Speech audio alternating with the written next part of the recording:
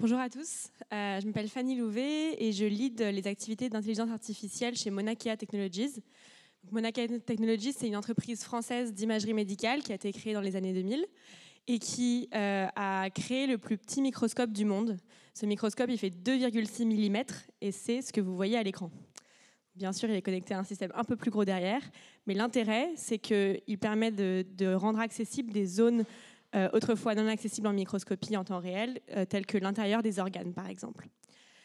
Donc aujourd'hui, on concentre nos efforts sur le cancer de l'œsophage et le screening des patients qui sont prédisposés au cancer de l'œsophage. Donc je vais vous donner un peu de contexte clinique d'abord. Donc voilà, vous avez le tube digestif avec la bouche, l'œsophage, l'estomac et les intestins.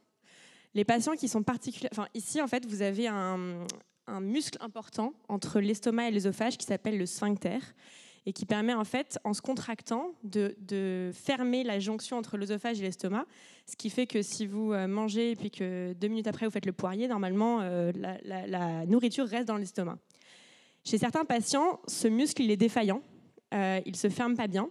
Et donc, ils ont ce qu'on appelle du reflux gastrique. Donc, en fait, l'intérieur de l'estomac remonte dans l'œsophage. Le problème de ça, c'est que l'estomac a un pH très acide, donc de 1 à 4, alors que l'œsophage est plus basique, de l'ordre d'un pH de 5 à 7. Et en fait, la remontée d'acide gastrique dans l'œsophage attaque l'œsophage et c'est vraiment, met à mal les tissus, parce que l'œsophage ne peut pas supporter une acidité telle. Du coup, l'œsophage réagit en migrant dans un tissu proche de l'intestin qu'on appelle métaplasie intestinale. Pour regarder ce phénomène, on met une vidéo dans l'œsophage avec une lumière et on regarde en fait la jonction au niveau du sphincter. Donc là, par exemple, vous avez une image parfaite d'un sphincter sain. Le muscle est fermé, c'est rose, uni, c'est parfait. Dans les patients qui ont du reflux, souvent ce qu'on observe, c'est quelque chose comme ça. Le sphincter est ouvert. Donc la nourriture peut remonter facilement dans l'œsophage. Et en plus de ça, les tissus autour, vous voyez qu'ils sont très inflammés, possiblement qu'ils ont migré en métaplasie intestinale. Donc voilà, c'est beaucoup moins joli. Cette condition en soi, elle n'est pas dangereuse. Il y a près de 6% de la population américaine qui a cette condition. Heureusement, ils ne développent pas tous un cancer. En revanche, elle est vraiment prédisposante. Donc c'est vraiment des patients qu'il faut suivre de très près. Et le macroscopique ne suffit pas, c'est-à-dire qu'en fait, le rouge que vous voyez ici, ça peut être aussi bien un tissu qui a migré qu'une inflammation, que des cicatrices de traitement. Donc, il y a vraiment un besoin d'aller au niveau cellulaire pour regarder si vraiment il y a un début de cancer ou pas. Donc, aujourd'hui, ce qui est fait, c'est que vous prenez tout simplement des prélèvements de tissus. C'est ce qu'on appelle le protocole de Seattle. Donc vous prenez des biopsies, des prélèvements nord, sud, est, ouest sur l'œsophage à peu près tous les 2 cm. Intuitivement, je pense que vous voyez que ce n'est pas super efficace. Déjà, c'est très invasif. Un patient qui commence à développer un cancer, vous n'avez pas spécialement envie de le charcuter. En plus de ça, si un cancer est là, vous le loupez. Et en plus de ça, ça prend énormément de temps. Et ça, il faut le faire tous les ans ou tous les 2 ans selon l'histoire du patient.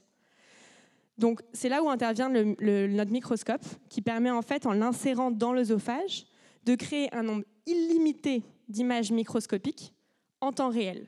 Donc c'est vraiment un changement énorme dans le management du patient pour les cancers de l'œsophage. Concrètement, comment ça marche ? Les médecins toujours utilisent l'endoscopie, donc cette caméra qu'on met dans l'œsophage. La différence, elle est là.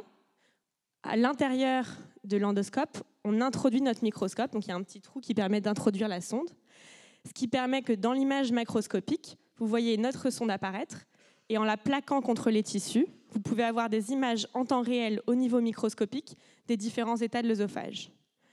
Donc là, par exemple, vous voyez un œsophage sain. C'est très caractéristique, c'est des sortes d'écailles de poisson un peu régulières. C'est très régulier, les contrastes de gris sont généralement très faibles. Ensuite, donc ça c'est généralement dans la partie blanche. Ensuite, le premier stade de migration, donc ce que j'ai appelé métaplasie intestinale tout à l'heure, c'est ça. Vous voyez des glandes assez régulières. Sur le bord, les cellules sont plus longitudinales, plus foncées. L'intérieur est plus clair.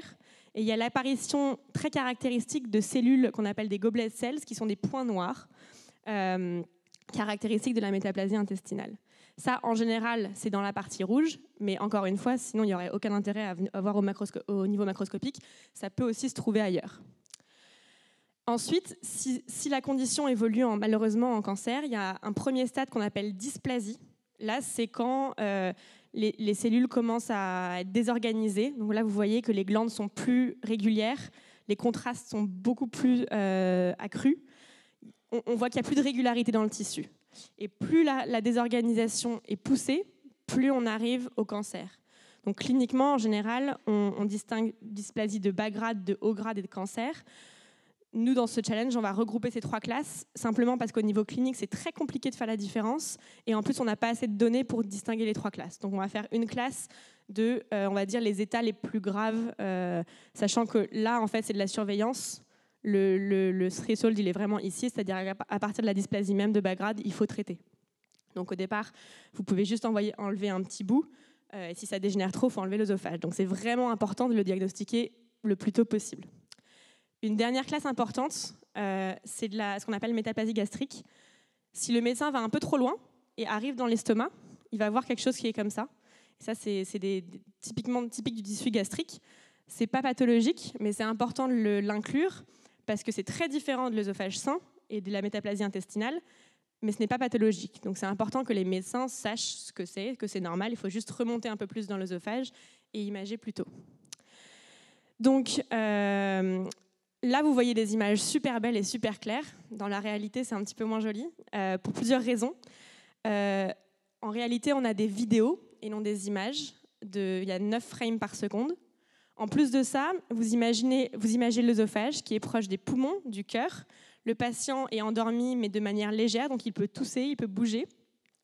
Or là, le champ de vue que vous avez, c'est 240 microns, donc 1/4 de millimètre.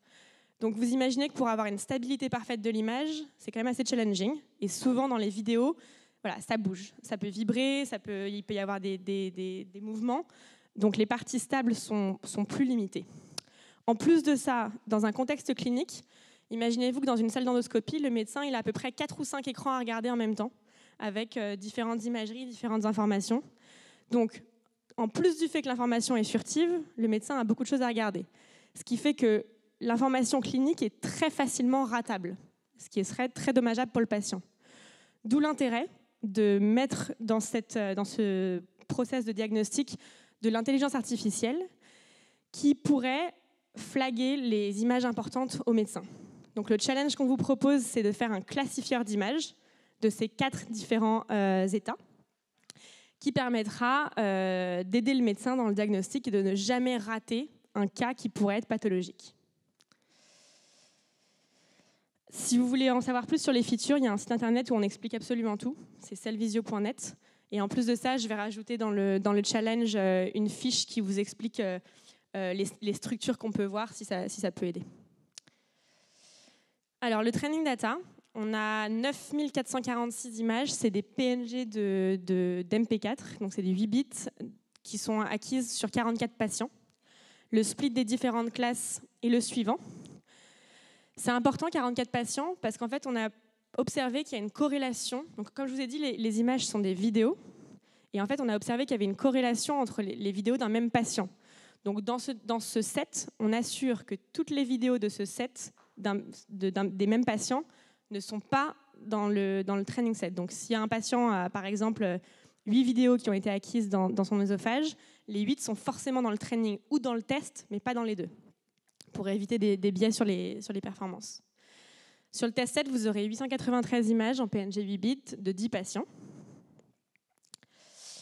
Le risque, alors nous, ce qu'on utilise, c'est plutôt les matrices de confusion, pour une raison très simple, c'est que les erreurs selon les différentes classes n'ont pas le même poids. Ce n'est pas la même importance de dire qu'il y a un tissu sain, l'algorithme va dire que c'est un cancer et inversement.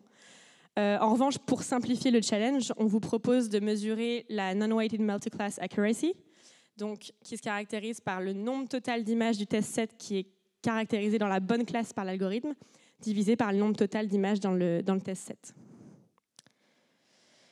Le benchmark, on a un algorithme en interne très très classique, un CNN de 3 couches avec du dropout et du pooling à la fin.